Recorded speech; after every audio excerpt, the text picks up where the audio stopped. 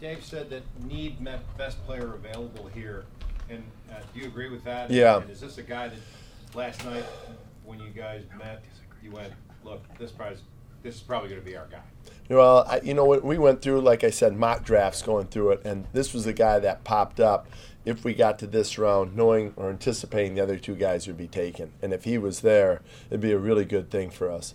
I think what really shows up, and watching it with the offensive staff, he's got great vision, really, really good instincts, great anticipation. Dave talked about the second level, and that's very accurate. Sometimes when you run zone schemes and gap schemes, you really need to have a guy that knows when to hit it and has patience to let things develop in front of him.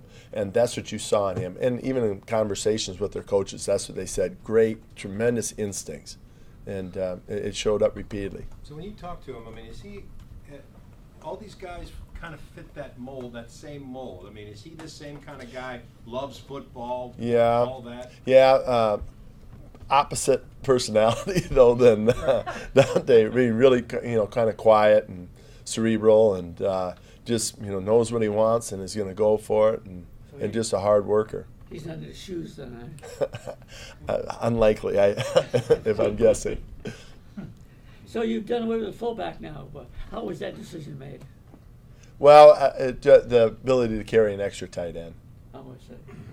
So guys, you're telling me that when you guys run that play where the running back sweeps and makes that cut, yes, and it didn't seem to work a lot last year. Yeah, the instincts when to hit it, and the zone schemes. Yeah.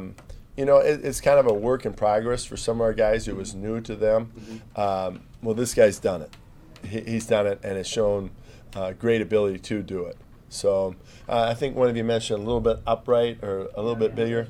He is a little bit upright. He's 226 pounds, but even, like with analytics, the yards after contact, one of the highest.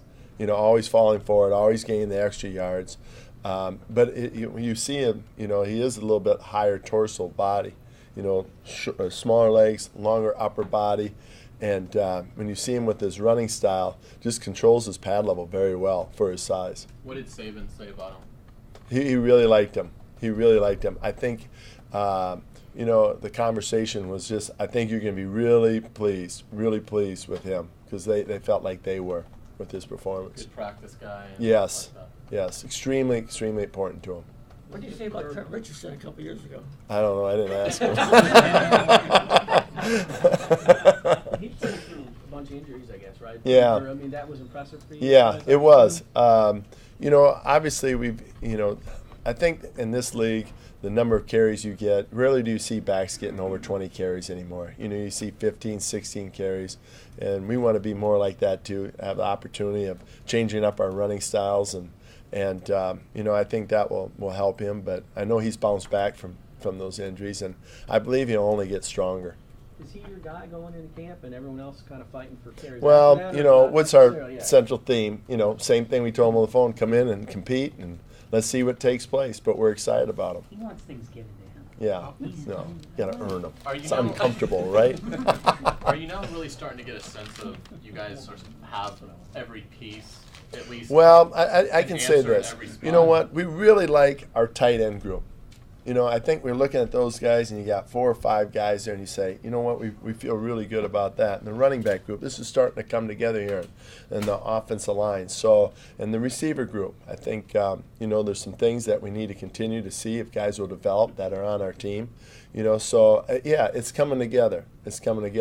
And I think the challenge is some of these guys that are maybe so-called 2s or, 2Bs or whatever, that develop into 1s, and we get, in that developmental phase. We talked about using different running styles. How often do you anticipate using a 2-back set? Well, it could appear a 2-back set because the other tight end could be in the backfield. I'm talking about a true 2-back set. Well, with no fullback, but it could be, you could see like Rocket, something like that, where 2 guys in the backfield together that are both tailbacks. Gus, now over 3 years, when you talk to these guys on the phone on draft day, you've already interviewed every guy. You've virtually talked to every guy, right? Yeah. So every guy, we can only bring in so many. But these 2 guys I've happened to visit the with. first couple rounds. Sure. So is there a thread that runs through these? There is one in their personality.